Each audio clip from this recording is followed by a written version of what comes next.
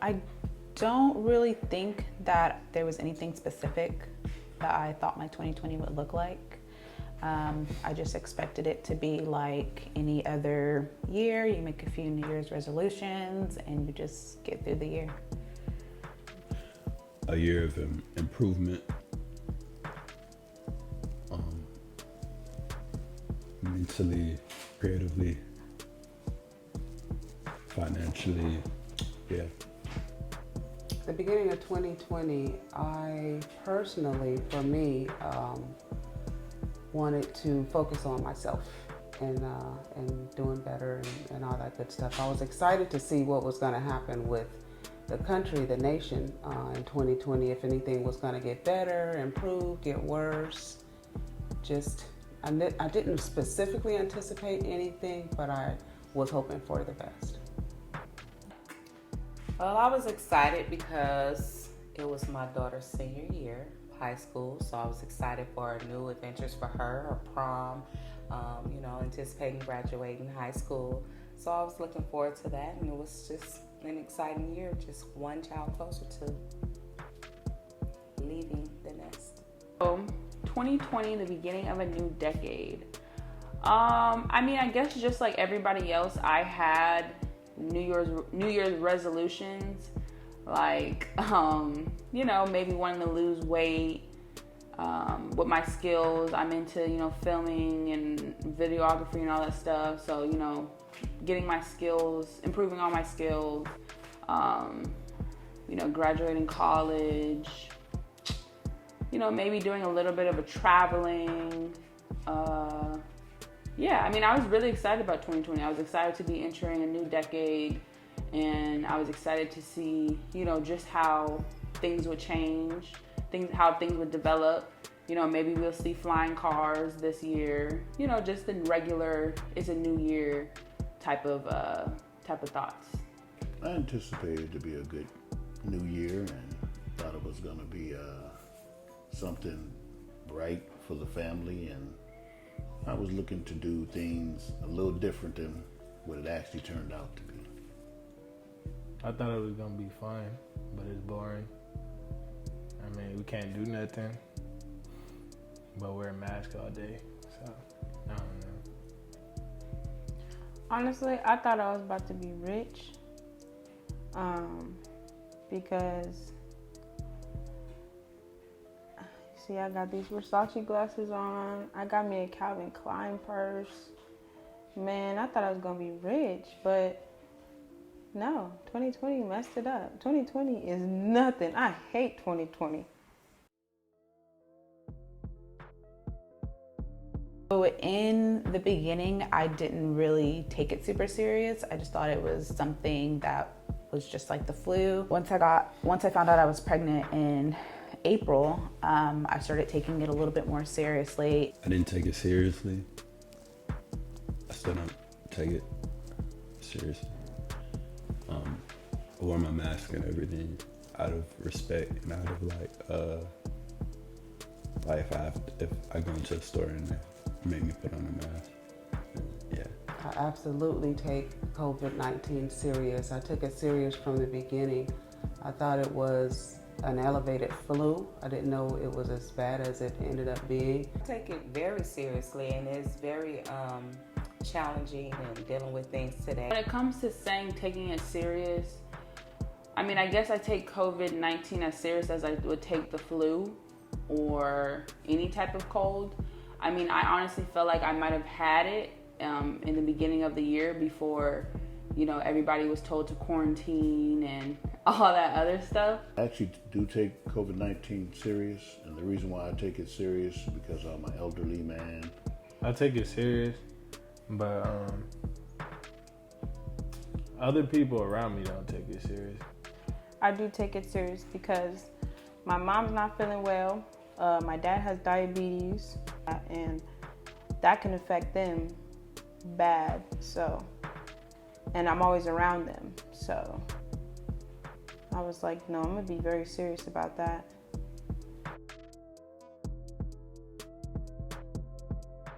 I don't really think the pandemic has affected my family structure.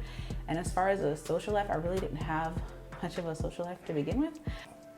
I mean, I socialize and everything, but I've never been like a very social person in the first place. So, I mean, it hasn't really changed anything for me. I don't think that it has improved or diminished the family structure. Socially, yes, because you can't socialize anymore out in public, really. And when you do, or you try to, everybody has on a mask, so it's so impersonal. Socially, it all depends on how you look at it. In the beginning, it became to be a thought of boredom, not being able to get out and do the things that I'm used to doing, being with friends, going to choir rehearsal, things that I'm used to doing on a regular basis, not having that choice to do what I wanted to do. Months in, it made me do things a lot differently as far as the importance of saying I love you, the importance of hugging, the importance of those things that we took for granted that we aren't able to do on a regular basis. The most of a social life I have is going to work, and so I continue to go to work because I was an essential worker. So I continued to go to work. I just had to wear a mask, which was weird, and it was uncomfortable at first, wearing masks for 8 hours straight. It hasn't hurt my family life. We even got stronger. I think that it kind of strengthened a detail about all of us. It improved with my family. It just made us tighter. But my social life on the outside of my family, we really don't talk no more. It improved with the family. We're like almost not always together, but we still reach out and all that. Social wise, yeah, no, a lot of people was cut off. A few things that have changed in my daily life. I went from going into the office and working every single day to now permanently teleworking from home. Just like I said, nothing's really changed. Just the mask thing and people not, interacting with each other. Whenever I'm out, that's pretty much it. Going out to the stores. I don't even like going out to the stores because I'm one that has a condition. So going out to stores for me is scary. It's just the new normal. It seems like it's gonna be here for a while. Another thing we had to consider as far as who was going to do the grocery shopping, who was going to do the outings to the store. So we took into account who was quote unquote the most healthiest. I mean, I guess I was taking it a little bit more serious at first. So I was a little bit more paranoid in my daily life. But now that I see, it's kind of something that has been exaggerated. My daily life has pretty much been the same. As far as changing my daily life, I can't travel like I want to. I can't do anything like just up and say, okay, I can go here and go there. I don't get to work out as much as I used to. I used to shop a lot, but now I can't because I don't want to go out wearing a mask. I feel like I was more affected emotionally by the whole thing. It was a huge influence on my decision to limit social media usage. People should have took a step back and thought about what it was they were protesting for. It's just sad to see people doing stuff like that when we should be coming together at a time like this. Seeing how just with two sons, big black boys, big in stature, and just how the fear of they were ever pulled over by the police or something like that. So I thought about it in that magnitude, or even me driving and seeing a police car behind me. Before I would fear it, before I didn't think twice about it. Now I'm just second guessing, oh God, are they gonna pull me over? It just made me think, it just made me ponder on, what is the point of this? What is the point of, or when things happen in America or even in any country, the fact that people resort to violence and resort to destroying something. You can't be going out there thinking stealing from yourself and stealing from your own community is going to change something. I wasn't affected. I just thought it was stupid. Yes, I was affected by it. It was too much going down my timeline.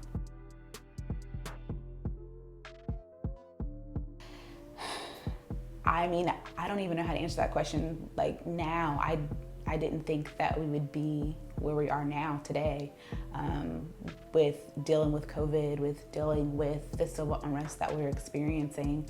So I honestly can't say where I will see humanity being in 5 to 10 years. Definitely another war, or a few wars maybe. The question, maybe I would like to see more of a cohesion, us coming together, more loving one another for a long time and not just for a short time. We will never know what our ancestors went through growing up back in the day and compared to times to now. It's just a different form of it. So 5 to 10 years from now, I just think it'll be a different form of slavery, a different form of racism, a different form of how it was 40 years ago. I see 5 to 10 years is a lot of control. This is just the beginning of control.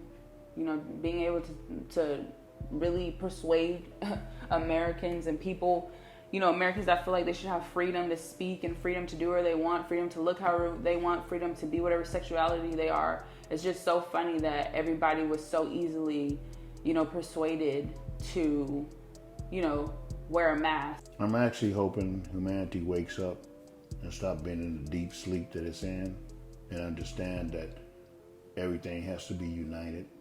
These color barriers need to be dropped. I think everybody's gonna kill each other, honestly, because everybody's doing stupid stuff. I mean, the white people keep killing us, so yeah, I think black people are gonna retaliate. Well, I have two sides. One side, I feel like still gonna be fighting, still gonna be killing, still gonna be stealing, and then the other side, I feel like a little bit is gonna improve, but not as much as the killing and all that other stuff.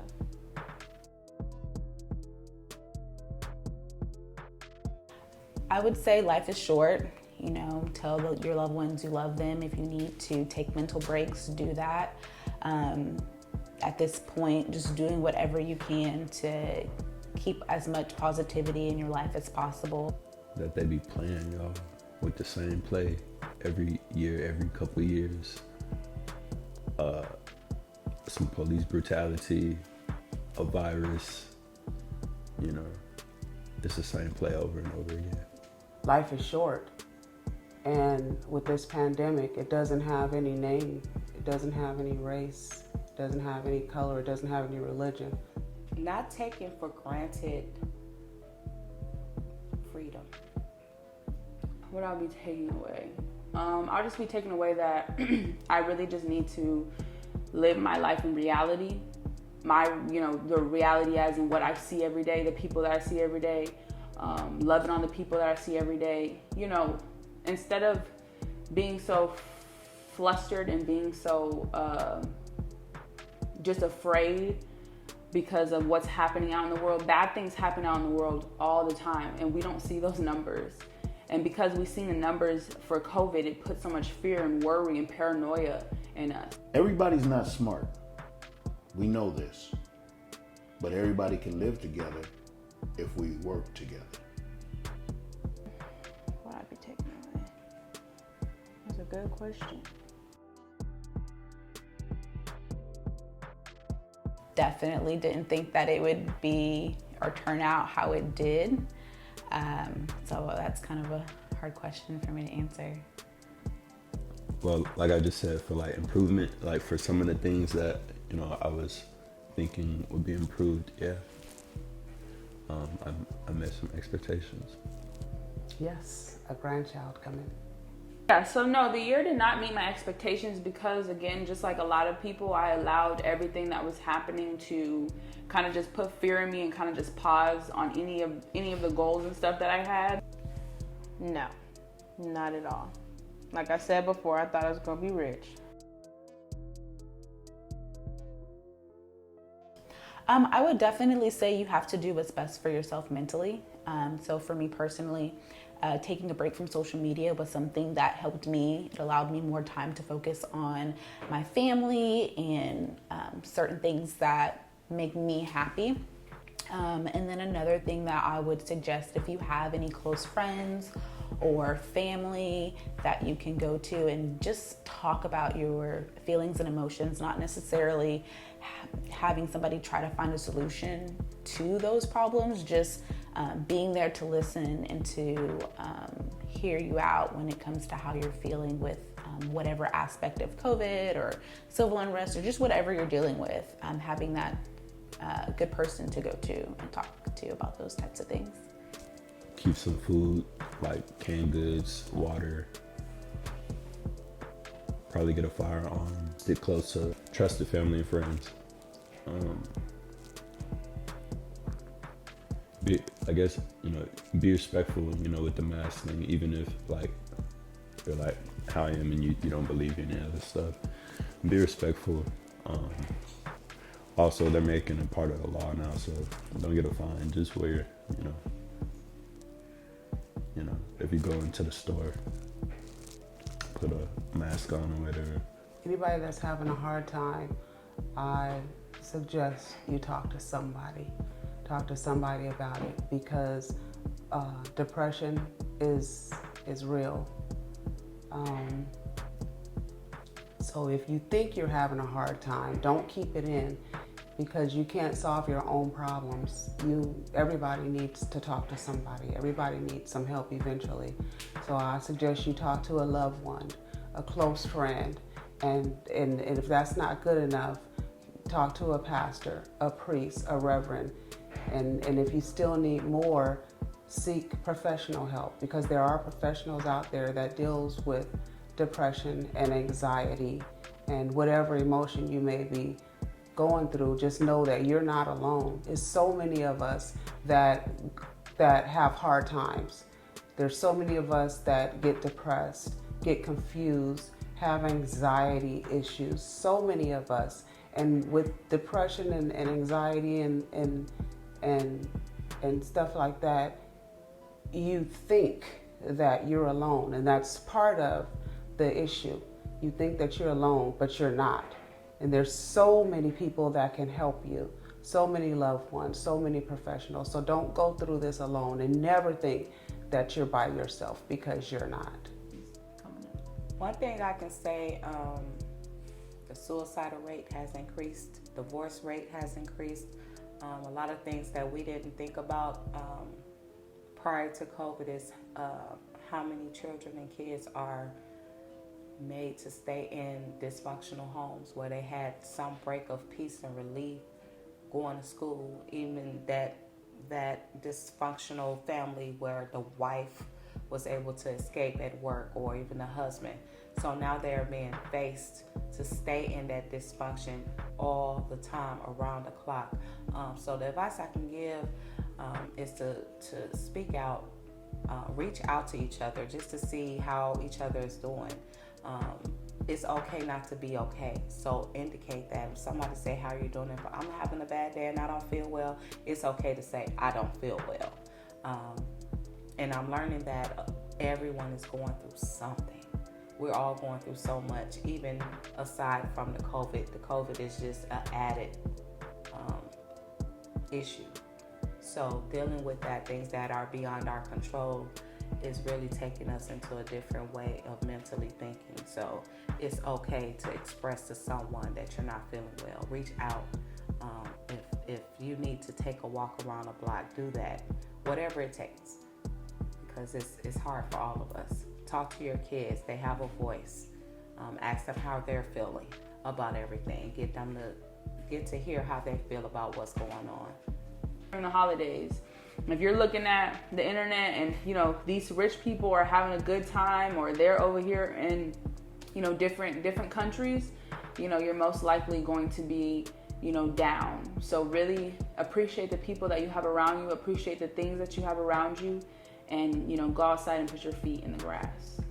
Only thing I could suggest is tighten up with your family, be with your family, love on your family. Understand that you can't be running around and have 100,000 people in your house. Deal with your family.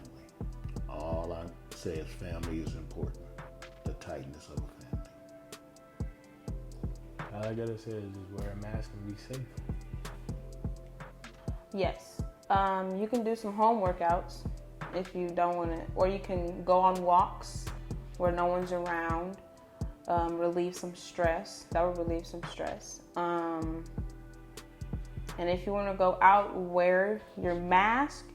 Use hand sanitizer. Please use hand sanitizer because people be spitting and licking all types of stuff. And do not wear gloves because gloves do not work. That's just germs on top of germs on top of germs.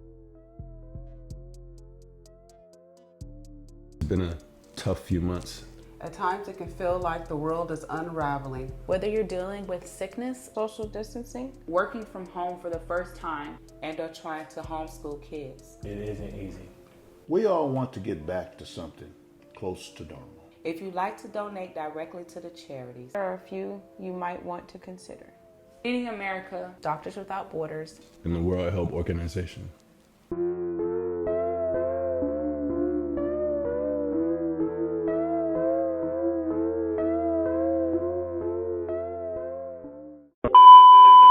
Feeding America.